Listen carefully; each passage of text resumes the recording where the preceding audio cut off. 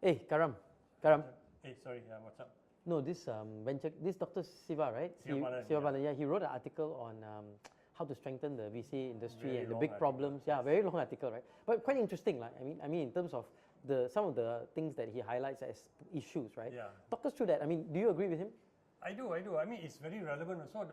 First of all, as a journalist covering this sector, I felt disappointed and frustrated because honestly, the first part of the article, which talks about the 10 things that are wrong with our venture capital industry, those have been there for a long time. He was not saying something new. There was no new data points. So what are some of those things? So I mean, it's like there's first of all, there's too little money in our venture capital industry, that's true. and the structure is wrong. Yep. If you're in a VC, you're always a professional manager. You don't have any upside beyond your monthly salary, that you're getting. And he says that you need to restructure it so that there's a stake in them, right? They become part owners of the VC fund because then you will take a bit more risk, but you'll also be much more involved in making sure that whoever you invest in, succeed. So these were the issues. So it's a bit frustrating. So that's the first part. Then what's the second part? Second part is more important because he's talking about what can we do, right? So he's offering suggestions. Now, Dr. Siva Balan, his doctorate was from the University of Edinburgh, and he's actually the first one in Southeast Asia back then to get a doctorate in venture capital. Okay. So he's been in the industry for a long time. He said one, restructure the funds so that they are not so risk averse. Okay, one. And the other one was he said that look, change the incentive structure so that the professional managers in there at some point evolve into becoming part stakeholders in the fund itself. Okay, and the more important one is that more money is needed. The good news is last year in the budget, the government said that government-linked investment companies should allocate R1 billion for a new venture capital fund. And actually some of the government-linked investment funds did agree to that. They were working through the process, the procedures, and then what happened May 8th, right? Yeah, May 9th.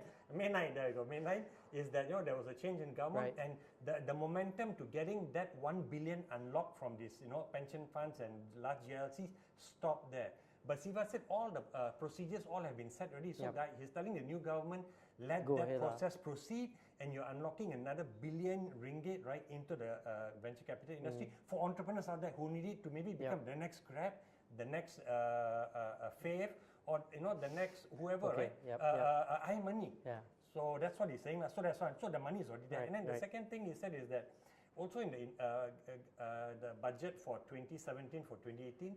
The government said that they approved a tax investment, allowance for public companies to invest in VC I remember funds. that. And he said that companies can in PLCs can invest 20 million a year over 5 years. So that's 100 million. Yeah, which is tax. So they get the 24% tax instead. So straight away they get a 24% return on the money they're investing. VCs loved it because now they can go to any listed company out there. Bro, so that is not anymore. No, he said that was also moving. Securities Commission was working on that, but he said that is also now the momentum has slowed. He says so you don't have to create any more policy, right? Just get these two initiatives moving, and suddenly you unlock a lot of money into the ecosystem. Okay. Now, another thing, he gave 10 reviews, suggestions. So I'll just talk a few of them. Another one was he said, guys, let's try to offer matching funds.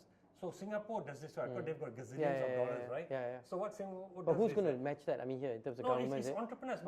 Maybe a venture capital fund out of Thailand or from Myanmar. They say, hey, we like what Malaysia government is doing.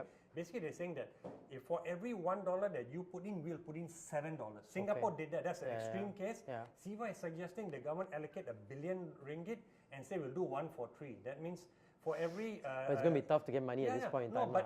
Hey, the world is awash with money, Roshan, this. So there's not the lack of money out there. It's looking for a place where they can bet their money on. And I think the track record of Malaysian entrepreneurs has been fantastic, right? That's true. Exemplary. Just look at yourself, but we won't talk about you. This show is not about you. No, but so he says we just do R1 billion, and with that billion, if you do 1 to 3, then you're unlocking another 333 million ringgit to come into the market here. And these are from foreign funds. So when they come in here, they start to get to know the ecosystem, the entrepreneurs, and when they are comfortable, they say, hey guys, we should invest some of our own money without the incentive structure from the government, right? So that familiarity breeds confidence and breeds and injects more money in.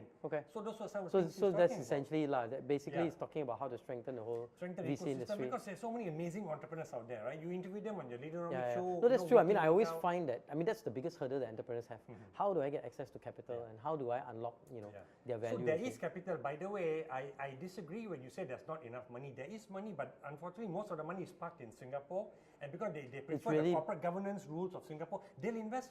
Faith got money from Singapore Grab VCs, also, yeah. but they just said that. But Grab one, then the government of Singapore said you physically declare that you're a Singapore company. Whereas Faith is still very much Malaysian. Although their corporate structure is, I think they've got a Singapore entity where the funds go into.